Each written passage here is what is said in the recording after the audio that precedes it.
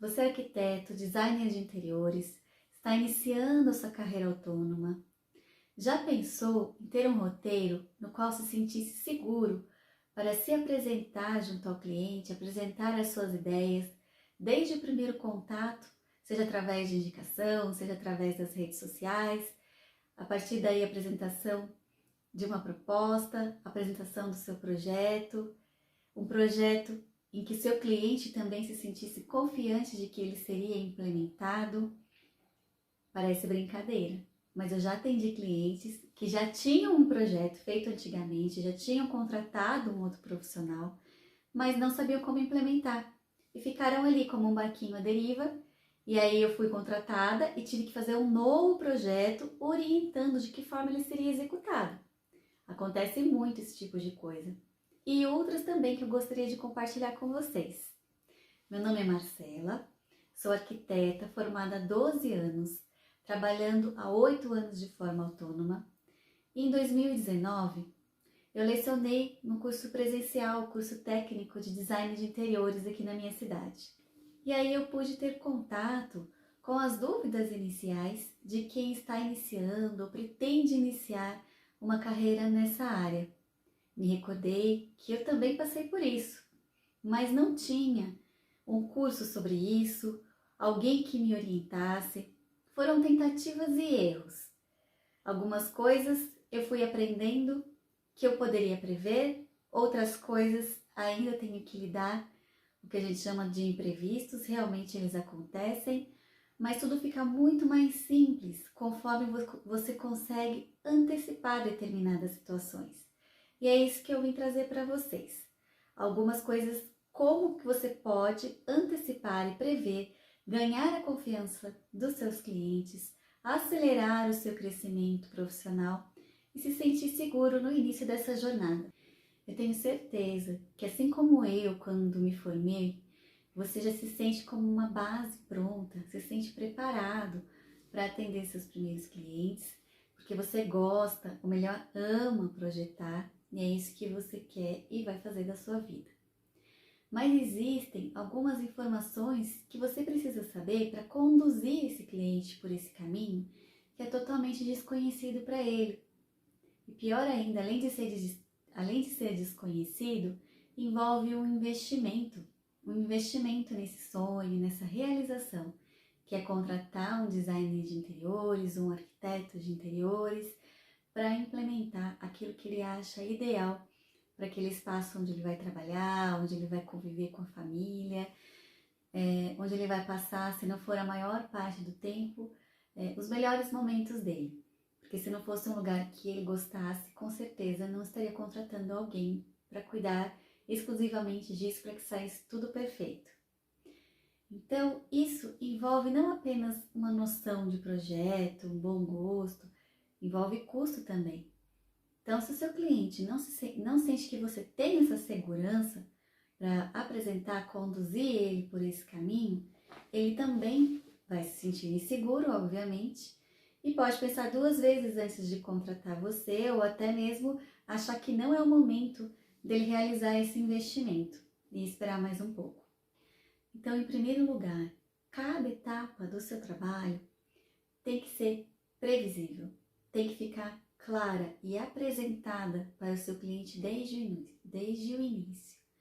Não importa se é uma reforma geral, se é algo mais pontual, se é apenas uma repaginação de ambientes, tudo envolve uma sequência lógica, tudo envolve custos e tudo envolve a importância desse conhecimento do que está por vir, para que tanto você quanto o seu cliente se sintam confortáveis, no sentido de que tudo aquilo que está acontecendo está dentro do combinado, dentro do conversado, dentro do previsto.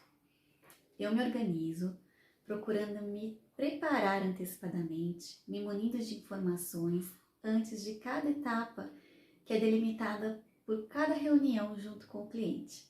Então, já no primeiro contato, eu procuro me informar se vai se tratar de um projeto novo, se é retrofit ou se é uma repaginação. Você sabe a diferença entre esses 3 tipos de trabalho? Então vamos começar pelo exemplo de um projeto novo. Eu vou compartilhar aqui algumas imagens de um apartamento garden que eu fiz numa cidade vizinha. Tava ali no contrapiso, tudo por fazer. Então eu não tive que me preocupar em remover um piso existente antes de colocar o outro. Mentira, aí eu tive, nas áreas molhadas. Cozinha, área de serviço, que já era tudo junto, e o banheiro, eles optaram por personalizar e seguir os materiais de acordo com o projeto. Mas vamos focar aqui na parte nova, como se eu tivesse pego ele e só para colocar as instalações, não para remover uma e colocar outra, porque aí já é outra sequência de trabalho, a gente pode dizer até outra logística de trabalho. Eu recebi uma planta da construtora, nesse caso, com as medidas, e aí eu perguntei para eles quais eram os tipos de trabalho que eles iriam precisar antes de passar um orçamento, uma proposta geral do meu projeto. Então eu preciso saber se esse cliente precisa de projeto de acabamentos, de decoração, de marcenaria, de iluminação, forro de gesso. Então, entendendo o que ele precisa, eu pude dimensionar o meu trabalho em cada ambiente para que aquilo eclodisse no resultado final, que a gente apresenta com base na maquete, no 3D, na imagem renderizada. Então, o cliente tem que entender, tem que ficar muito claro para ele que aquela imagem renderizada, aquela imagem final, parecendo uma foto, que é o que eles esperam muito para ver, cria-se uma expectativa muito grande, não é o que ele está comprando. O nível de bagagem técnica que você tem que ter para unificar todas essas informações e aí sim apresentar num 3D é o que está na sua proposta. É o que ele está contratando no seu serviço para fazer. Lembrando também que contrato é uma coisa, proposta é outra. Então, na proposta, é uma apresentação inicial do seu trabalho.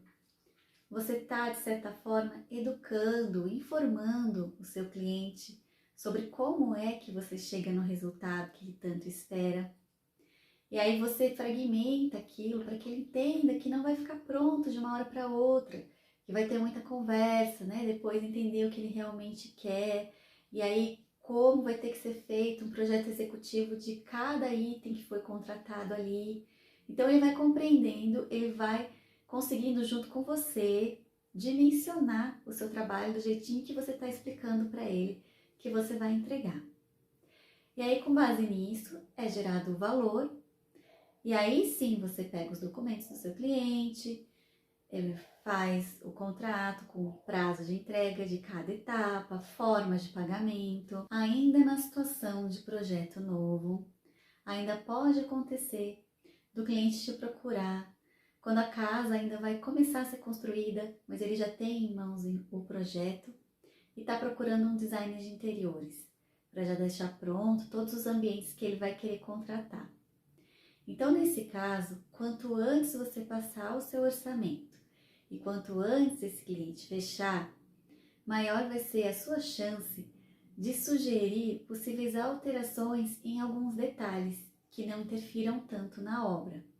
É claro que cada caso vai ser um caso e você vai ter que ver se tem essa flexibilidade tanto por parte do cliente quanto do profissional que está responsável por aquela obra. Porque você pode, por exemplo, sugerir alteração na posição das tomadas, de acordo com o layout, com uma marcenaria que você colocar. Você pode sugerir alteração em pontos de água, ponto de esgoto, dimensão de bancada. Pode, se for conversado antes. Por dois motivos. Existe alguém responsável por esta obra. Existem projetos, tanto de hidráulica quanto elétrica, que foram utilizados para relação de materiais, para orçamento. Então, se é uma construtora, seja um profissional liberal, fale sempre com o responsável antes de apresentar para o cliente. Porque sim, tem mudanças simples que não vão ter grandes impactos lá no final. Mas também sim, existem casos, por exemplo, de financiamento de construção. Então é gerada uma planilha detalhada no quanto vai gastar, da previsão mais próximo possível.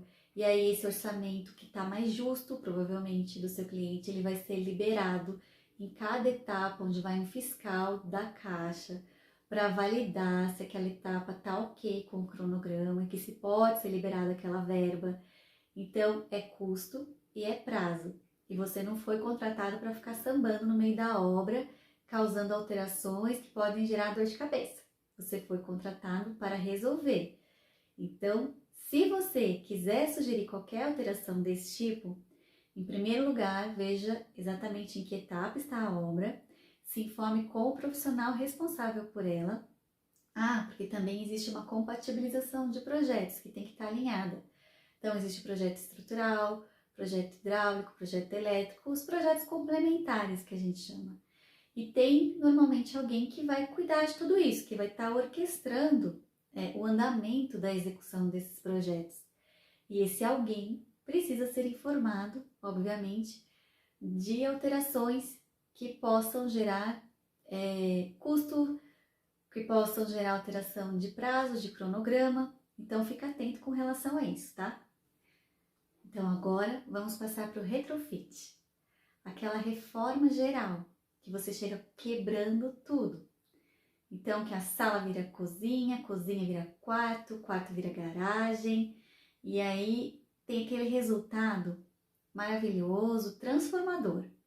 Mas como o seu foco, neste caso, vai ser mais funcional, estético, leve um engenheiro que vai ter um olhar muito mais treinado para que não hajam problemas na hora de implementar esse projeto. Porque, gente, colocar no papel é muito simples. Você derruba uma parede só com um tracejado ali no papel. Parede a demolir. Você coloca ali em vermelho. Quem já fez projeto de reforma sabe o que eu tô falando. É essa legenda. Parede a construir. Você põe a parede e achura ela em azul. Mas lá, na hora, na obra, é totalmente diferente. Então, você tem que saber muito bem o que está fazendo. Já leva um engenheiro, por exemplo, aí ele já vai verificar se aquela construção foi feita em bloco estrutural. Você jamais vai poder chegar, nesse caso, quebrando paredes, o próprio nome já diz, bloco estrutural. Esse tipo de bloco, ele participa do dimensionamento da estrutura daquela casa. Toda a parte de fiação, de tubulação, ela corre internamente aos blocos. E aí você não vai poder também chegar rasgando parede para fazer qualquer alteração nessa parte hidráulica e elétrica. Existe forma de trabalhar com bloco estrutural e fazer essas alterações sem rasgar? Existe. Mas primeiro você tem que identificar qual é o sistema construtivo antes de sugerir qualquer alteração a nível de reforma e principalmente que vai envolver quebra de paredes. Outro detalhe importante, quando você for trabalhar com uma reforma, passar o orçamento da reforma, pergunta inicialmente para o seu cliente se ele tem o cálculo estrutural daquela construção.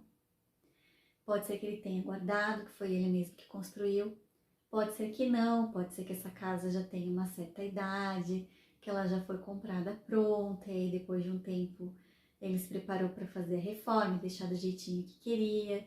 Enfim, vão ter N situações. E aí, Marcela, se ele não tiver o projeto estrutural, eu não devo fazer reforma? Não, você pode fazer reforma. A minha orientação é que aí você já tenha também embutido na sua proposta o valor do engenheiro, que vai ter que ver o reforço que vai ter que ser feito naquela estrutura, porque tudo que você mexe afeta a distribuição de cargas da construção como um todo. Então, o nível de alteração que você vai sugerir, ela vai ter um custo diferente que vai impactar também em toda a estrutura daquela casa.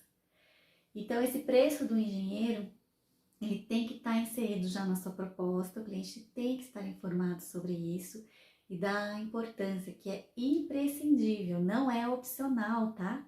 É imprescindível esse trabalho em equipe com o engenheiro. E aí você define com ele que vai ser o seu parceiro de trabalho, se vai estar embutido no seu valor ou se vai estar cotado separadamente, mas não é opcional, ele tem que ter de qualquer forma nesse caso. Agora, a repaginação. A repaginação, apesar de parecer bem mais simples, não se iluda com ela. fique muito atento à sequência dos trabalhos. Então, o que é a repaginação? Ele não é um projeto novo que você está começando do zero. Não chega a ser uma reforma nesse nível de quebra de paredes, de movimentação de pontos elétricos e hidráulicos, mas você vai dar aquela arrumada geral. E isso também pode envolver pequenos serviços, por exemplo, uma raspagem de piso de um assoalho de madeira antigo, pintura e marcenaria nova. Então, isso eu já não considero uma reforma, que é algo que vai exigir quebrar alguma coisa, ou uma troca de piso. Nem de caçamba eu vou precisar nesse caso. Então, ela não gera esses entulhos de reforma, ela é mais simples nesse sentido. Mas por que eu disse não se iluda? Presta muita atenção na sequência dos serviços.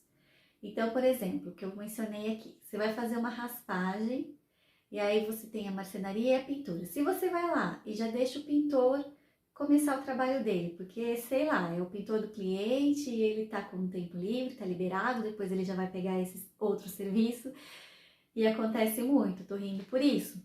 Porque por mais que seja tudo combinadinho, certinho, vai acontecer do seu cliente falar, mas pode, ele que é da minha confiança, o cara tá fazendo um preço bom, aí ele vai entrar num serviço, sei lá, e vai levar 2 meses para estar liberado de novo.